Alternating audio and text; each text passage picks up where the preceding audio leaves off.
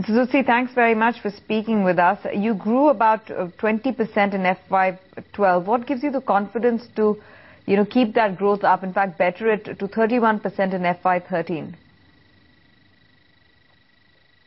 I think last financial year, as you rightly said, we grew about 20%, and most of that growth was, coming from the clients that we have been engaged with for the last so many years. In addition to those clients, we've had a very good year in terms of getting new clients or signing up new clients last year. We signed close to about 80 new clients last year. So those clients, together with the existing clients and the order book that we have from both these sets of clients, makes us fairly confident that we should be able to grow by at around 30% in the top line this financial year. Right. What are the kind of deals that you're looking at this point in time? You spoke about new client additions. Are there any deals that you're pursuing right now, and what would be the size of those deals?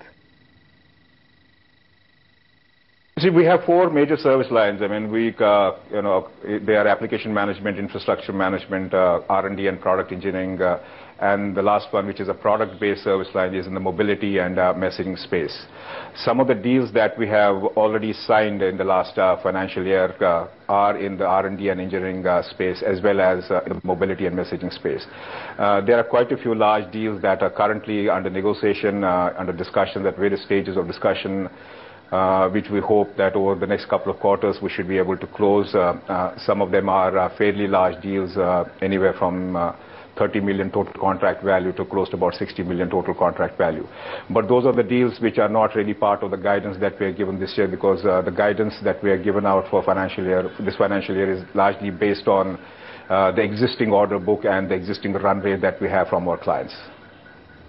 Upinder, morning, Neeraj here. So you're saying that if indeed a couple of these large deals or many more such large deals do come in, is there a chance of upping your guidance? It depends on when we sign those deals. Typically, these deals take a long time. I mean, their sales cycle runs anywhere from 6 months to 18 months. And they are typically over many years. Depends on at what time during the course of the year we sign any one of these deals. They may have an impact, but we've taken a conservative view. We're assuming that if it does happen, that's very good. Then we can take a look at our numbers at that stage. But more important than that is what we're trying to build is a platform and an order book for the next financial year, because that's crucial for us. If we have to continuously grow at 20 to 30% on a year-on-year basis, and given the sales cycles that we're talking about, we have to have a very strong pipeline as of now, and that's what the pipeline we're working towards, which is essentially for the next financial year. How close you are, Upinder, to signing these deals? I'm just focusing on that a bit, because I was speaking to a few of your larger peers, and they're talking about significant delays in 1, in client decision making, 2, in project implementation as well, and 3, even in existing projects, there are certain delays that some of the large companies are seeing as well. So for you, to getting these new clients, how close you are in terms of finalizing the negotiations? It's close when you sign, then you're close. We also have experienced similar delays. I think there were a couple of very large deals that we were pursuing last year. Unfortunately, they have got delayed. They did not materialize. These are, there are various stages of discussions. I mean, you're right. You said it rightly. I mean, there are pressures. There are, delays both in terms of signing the deals and in certain cases also implementation. So we have kept all those factors in mind, assuming that does happen, and then how the numbers will play out. I can't really give an exact answer to that question, but all I can say is that we are in the process of negotiation and discussion, and these can take months, or it can take 6 months, 8 months, couple of months. One doesn't really know. But the probability of these deals coming in, let's say, in the next 2 quarters? We're always hopeful. That's always been our attempt, and we'll always try to do that. So let's see. Let's hope for the best. Let's see something comes up in the next couple of quarters. You're also planning to bring down your debtor days. But I just wanted to. Yeah. Please.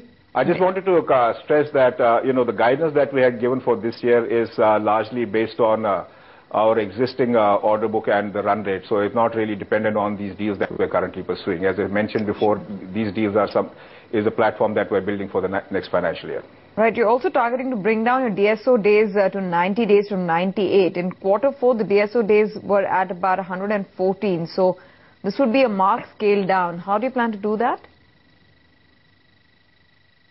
I mean, if you look at the last 4 quarters or last 8 quarters, so DSO has changed from quarter to quarter. The reason for that is, you see, a lot of the work that we do, or a lot of the deals that we have, they're fairly large. They're not typically, time and material deals where we have at the end of the month, you can submit the invoice within the first week. Some of the deals that are revenue share deals takes a long time in actually making the invoice and submitting the invoice to the customer. So sometimes there are delays from both sides which impact a particular quarter. But if you look at an overall average for the year, it was about 98 days, and which we are trying to bring down to 90. So in some quarters it's close to 90. In some quarters it probably is over 100, that's what we have seen in the last financial year. But quarter on quarter doesn't really reflect the actual reality, because in certain cases, in certain quarters, given the nature of the deals and the size of the deals, it may change on a quarter basis.